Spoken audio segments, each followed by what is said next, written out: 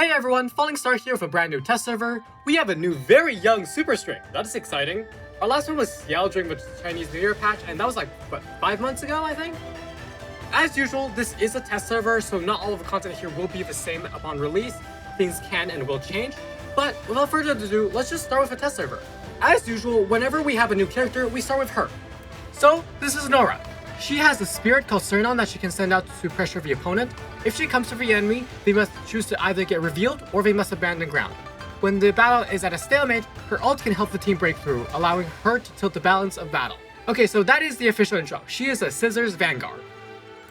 Let's talk about her skills. Her active skill will summon a spirit that will fly independently and attack the nearest enemies, causing damage and shock. It will also reveal all enemies within the spirit's line of sight. This summon seems to have 50 HP. It does chase me. It is chasing me right now. Her passive allows her to triple jump once in a while. And although you can't double jump if you glide with other characters, you can use her triple jump after you glide. Her ultimate will summon a bunch of Cernons to lock on and attack nearby enemies. She can summon up to 5 to deal with 5 enemies. When the deer crash into the enemies, they deal 40 damage and reduce the vision of the opponent. This of course is more effective when used against more opponents, but it can still be nasty against individual opponents as the vision impairment can mess with someone's day. The summons for her ult seems to have around 200 HP. Her tactile skill will fire some dark energy that can penetrate walls. After touching an opponent or being activated, it will explode, dealing damage in slow. After a while, it will refocus against to create an even larger explosion. Here are her awakenings and upgrades. I don't have much to say about the green or blue upgrades. They're fairly typical for an SMG, more mag size, increased damage, etc. There is a 5-round burst, which is pretty interesting since I don't believe many guns have 5-round bursts in video games, but that's about it.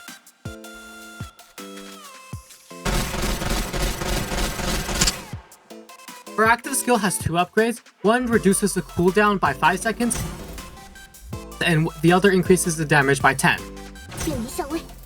Her passive has 1. This upgrade allows you to increase the energy recovery efficiency by 50%, so she can double jump 50% faster.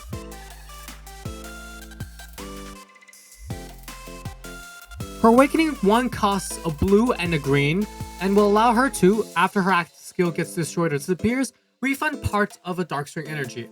After it is picked up, it will return some active and passive skill cooldown. Her Awakening 2 that costs a blue, 2 yellows, and a green will allow the active skill to leave behind a corrosion area after the bullet explodes, slowing the enemy down and dealing damage. This is somewhat akin to Xiao's tactical skill, although it doesn't have the effect of dragging the enemy into a single point. Awakening 3 costs a blue, a yellow, and 2 greens and will greatly extend the duration of her active skill. During her active skill, you can press the active skill button again to control it. During this time, the stats for her active skill increase greatly.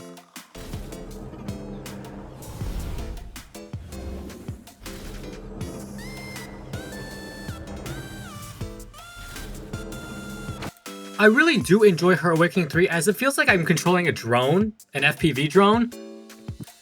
About her gun, it should be noted that her gun has a fire rate of 1000 RPM. This matches up with reality where the P90 has a fire rate of 850 to 1100 RPM, although in exchange for this, the P90 has lower damage compared to other SMGs. Here is a DPS chart of all the SMGs this game currently has. This isn't a perfect comparison by any means as I haven't accounted for example Mars Awakening 1 buff, but I'm just trying to convey that her raw DPS isn't as bad as her 1000 RPM may tell you. Also, here's her recoil patterns with upgrades and without upgrades if you haven't seen them yet.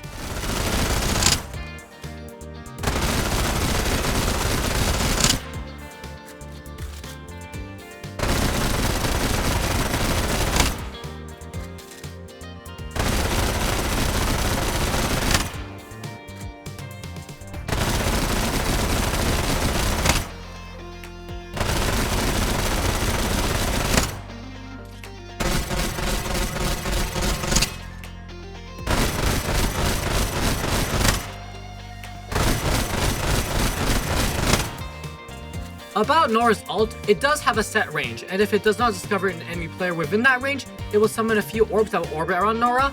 If an enemy then comes within its range, it will set off a deer.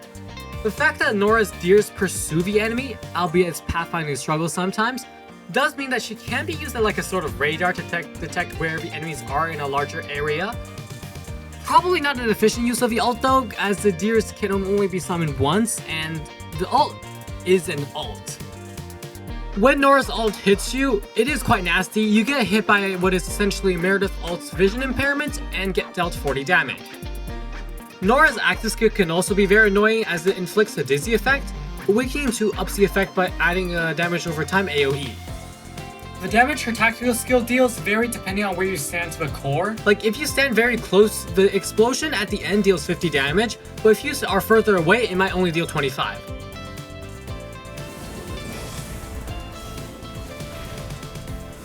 And that's all I have to say. Do y'all have anything to say? Brand new character for the Chinese anniversary patch. That's her, Nora.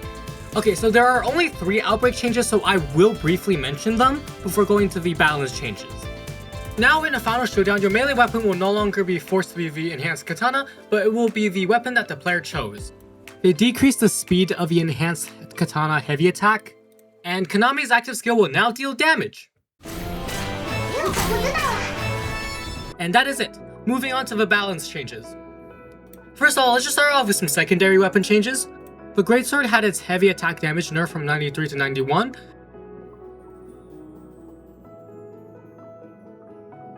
The Greatsword and the Scythe's dash attack logic has been enhanced, and the Katana's basic attack speed has been buffed slightly.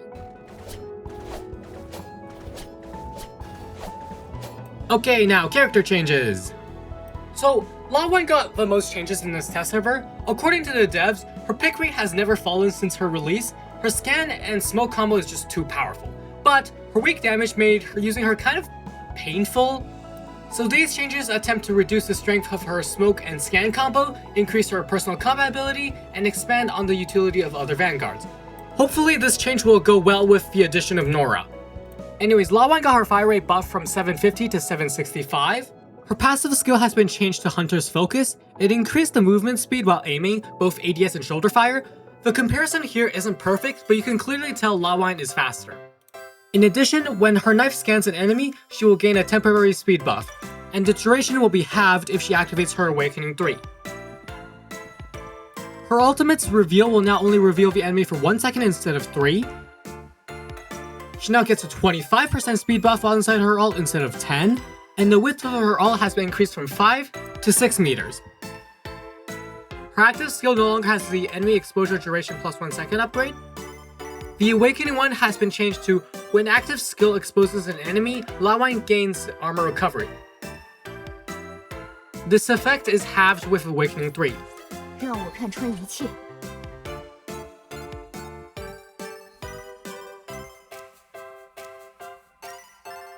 The chains generated by Awakening 2 now have a 25% slow instead of 15%, and when it breaks, the slow has been adjusted from 30 to 10% to 35 to 15%. Awakening 3's time exposed has been adjusted from 1.5 seconds to 1.25 seconds.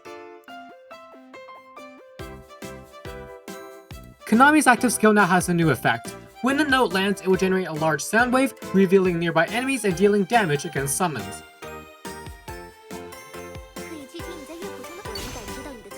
This sound wave can pierce through walls, although it doesn't seem like this sound wave can deal damage against Leona's blocks, although I'm not sure if this is a bug or intended. Galatea's spread every time she shoots has been improved, although the minimum maximum spread has not changed. I have absolutely no clue what this means. When Galatea takes damage, her passive will now be temporarily restricted. Clones for her passive now stay for 15 seconds instead of 10. Galatea can now press the skill button again for her active and tactical skill to summon a clone directly where the card is located instead of waiting it to land. Active skill and tactical skill no longer restrict the elevation angle of your POV, the cards still have a maximum elevation though.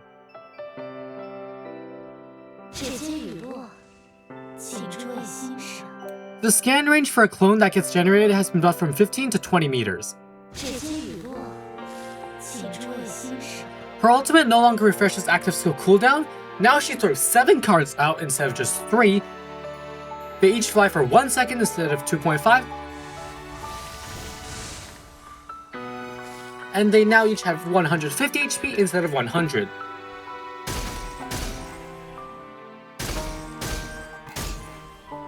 She also now gets a short burst of invisibility and speed boost when she casts her ult. Meredith's Awakening 2 changed to Protective Field. Within the Sandstorm, allies now gain speed buff and damage reduction, and the effects are amplified in string mode. This new Awakening 2 now requires 1 blue, 2 yellow, and 1 green.